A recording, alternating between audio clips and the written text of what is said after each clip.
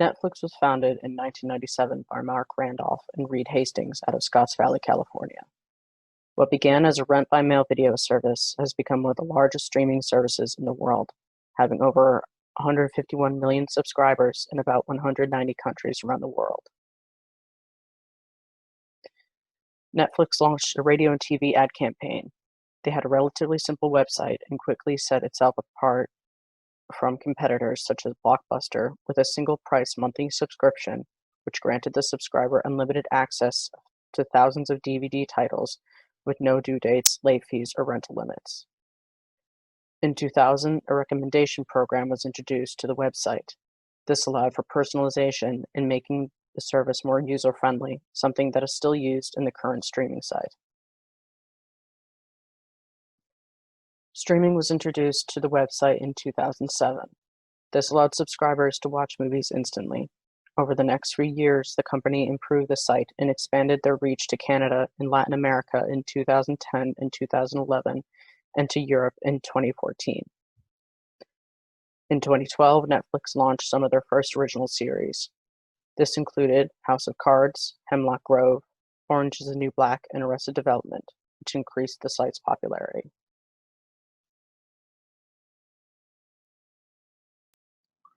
Environmental analysis, Netflix. Importance of environmental analysis. Netflix is by far the world's most popular streaming service. Now, how did this happen? Netflix probably ran an environmental analysis on its surrounding markets, and by continuing to do this, by running successful analysis of the market, Netflix will continue to be the most dominant streaming service to come. If you look at this chart, Netflix holds 63% of the market in 2020, with Amazon Prime Video only 42%, Disney Plus 31%, Hulu 28%, and Apple TV Plus 6%. But as you notice, Disney Plus and Apple TV weren't even out in 2019, and they already control 37% of the market. So there's definitely competition out there for Netflix. Competitive markets. The first part of doing an environmental analysis would be to observe the competitive markets. For example, name a few streaming services other than Netflix. There's Amazon, Hulu, Prime Video, Disney Plus, right? If you notice, it is hard to name many other streaming services. This is because they belong in a competitive structure called oligopoly. So only some of these companies can control the market, and it's hard for other companies to enter the market and compete with these larger, more popular companies. This is like in between like a monopolistic competition and a monopoly, as you can see from this chart down here. Brand competitors and total budget competitors. Brand competitors are firms that market products with similar features and benefits sold at similar prices. So it's like Coke versus Pepsi, soda, but like you pick one over the other because of the brand name, not because like you like one more than the other usually. Apple, Amazon, Hulu are all examples of brand competitors, and they are all very similar in price compared to Netflix. Unfortunately, all these brand competitors are also total budget competitors. Of these firms, they compete for limited financial resources of their consumers. Their products aren't very differentiable, and they don't want to pay for more than one stream. So, for example, this is like comparing Doritos to Snickers. Like, if you're hungry, you're not going to just get both of them. You're going to choose one. You don't want to buy both the Doritos and the Snickers. This is like picking like Amazon over Netflix or Netflix over Amazon because you want to watch a streaming service. You're not going to get both of them just because they both fill the same basic need. Environmental analysis, technological factors. Netflix needs to view the way technology will be impacting the streaming industry in the future. There are actually two technologies that will greatly impact the market share and customer base for Netflix. First is the spreading of the smartphone. Second is 5G internet.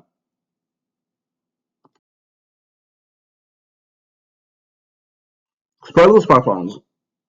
In what ways does the smartphone impact the market in a positive way for Netflix? As of 2020, 3.5 billion people have a smartphone. This means so many more people can stream on the go now. Also, many more people may want to cut ties with competitors like cable because cable you can't stream as conveniently as you can Netflix.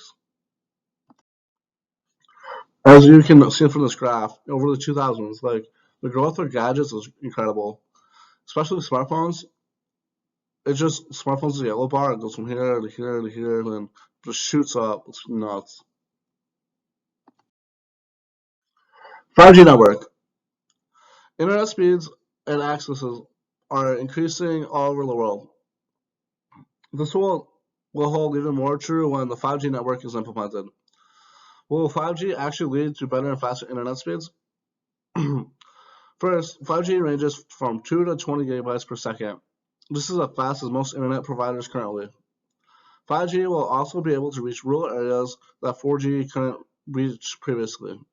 This means customers who couldn't watch Netflix before because of poor service may now get to get service and become new Netflix members. Environmental analysis and economic examination. First is governmental regulations. Second is self-regulatory force. Governmental regulations. These are rules and regulations that a government puts in place to regulate a company. For example, a tax code, because a company wouldn't want to tax itself because that's just a waste of money. Streaming services like Netflix don't have many regulations. Actually, no, they don't have many regulations, This is because they are relatively new. However, streaming services are somewhat governed by a paramount concept decrees. These decrees state that a company controls their asset from time of production to the time of retail. This is mainly the anti-Hollywood Trust Act against big motion pictures. And Netflix should be really looking into new laws because these paramount decrees came out in 1948. Self-regulations. Many companies look to self-regulate. Successful self-regulation means that the government doesn't have to regulate you for you. Netflix choosing not to be different, it was best to self-regulate. Netflix did sign a self-regulation pact. This pact includes follow age classification procedures like rated R, movies are for rated R adults, PG-13 are for PG-13 and up kids. 2, create an access control tools like parental locking, locks certain TV shows, and create a grievance redressal program. So you basically like, oh, you have a problem with Netflix, what's your issue and we'll fix it. Environmental analysis, social cultural aspect of the market.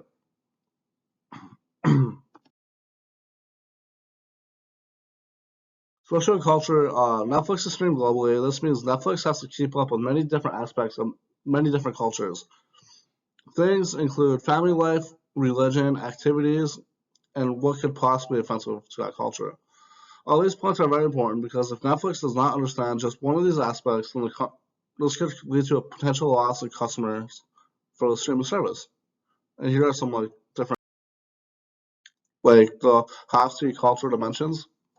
Uh, these are just some things that cultures differ on, like indulgence versus restraint, long-term orientation versus short-term orientation, high uncertainty avoidance versus low uncertainty avoidance, masculinity versus femininity, individualism versus collectivism, and small power distance versus big power distance. Hi, I'm Steve Bruce Hayes, and I'm a part of Group 1, which is going to be discussing Netflix. More specifically, I'd like to talk to you about their marketing strategies.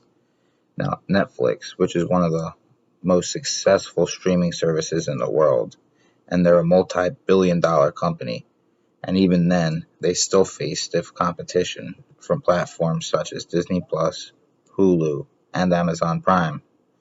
How does Netflix reestablish itself as the undisputed leader in the technology and entertainment sector? Netflix should adopt a music streaming service, add socialization features to their platform, and offer gaming entertainment as well. Their marketing strategy would be tailored to integrate these new platforms into a wider experience to create a lifestyle brand for young people. Netflix primarily specializes in streaming movies and TV shows, but Netflix has the resources and the knowledge to build music and gaming streaming platforms on their service, diversifying their content and business model. Netflix could buy or merge with an existing sh- streaming service such as Spotify or SoundCloud, or it could create a service independently called Netflix Music. Netflix can also partner with console makers to publish games, which are ordinarily similar to movies in development cost, and combine their marketing efforts. Netflix could alternately create its own gaming platform and feature games of its own creation, which it could merge with its movie library and music streaming database to create a uniform entertainment platform for music, movies, TV, and video games. Additionally, Netflix could also expand into social networking. Netflix Party, which was a feature previously introduced by the company in a test market but has not been seen since. The service allowed people who wanted to watch the same shows to interact with each other in a chat room. This service would add more immersion to Netflix's entertainment. Take with the music and video game streaming avenues, Netflix could create a hub for a person's entire internet presence. Modern generations prize convenience and accessibility on their digital media, and what is more convenient and accessible than a single platform that bundles their social lives, visual entertainment, and music? On the revenue generation side, targeted marketing could build even more accurate profiles of consumer trends using Netflix's information. Netflix is an entertainment platform, which means the more engagement customers have with their service and the more time customers spend using it, the more valuable Netflix subscriptions become, and the more information Netflix can acquire to enhance the marketing information. Netflix needs to focus on creating an experience that draws people in who are looking for a variety of services and partner with other types of internet services to expand their potential audience or expand its development to compete with other types of internet services. Young people prize convenience as well as immersion in their internet experiences, and Netflix has the means to do all of that.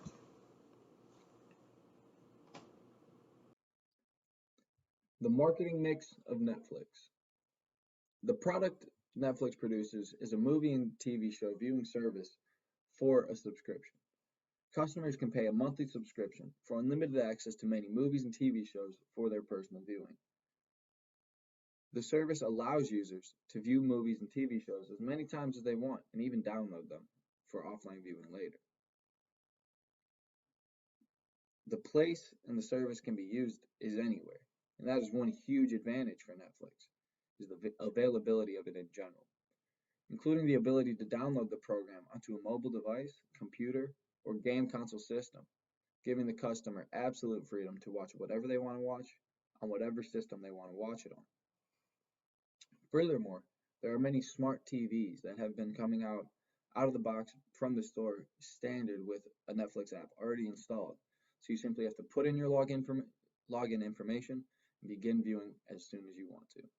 And the versatility of this place where the product can be consumed is an enormous benefit for the brand. Additionally, Netflix has displayed a great use of promotion and expansion of their brand. As mentioned before, the implementation of the app allowed the company to expand to reaches in different markets that it didn't reach beforehand. Additionally, with the implementation of smart TVs coming standard with the program, it allows customers to see this and see the availability of it and become more prone to get a subscription with the service. They will see that it's already on their app and already on their TV, and if they don't have a subscription with the service, they will get one. Finally, Netflix has begun making their own movies and TV shows and producing them themselves.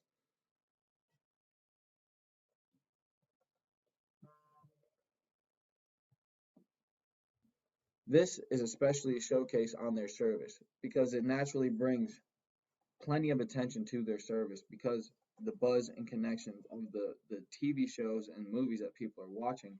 There's a lot of attention being drawn to those, and when you can only watch them exclusively on Netflix, it draws people to that. Finally, the varying price levels. The service is fairly priced and accommodating to all customers. There are 3 different pricing levels and give the customers more or less of the service based on the number of screens that are able to be used at one time. The price varies from $8.99 to $15.99 and allows customers to subscribe to the service based on their own financial situations and how much of the service they would prefer. What's next for the marketing mix of Netflix? They are looking into break into foreign markets such as China and India. There are a lot of people that don't have access to Netflix and to the brand that is an atrocity, and they want to expand on that. This also leads to the increase of marketing costs because Netflix wants to expand into these different markets. They plan on delegating more financial power to the advertising and to their marketing mix in general. Finally, the expansion of products into the video game world have been slightly talked about, but more seriously is the integration into cars and vehicles, such as self-driving cars, as those are on the rise, but of course, standard regular cars as well.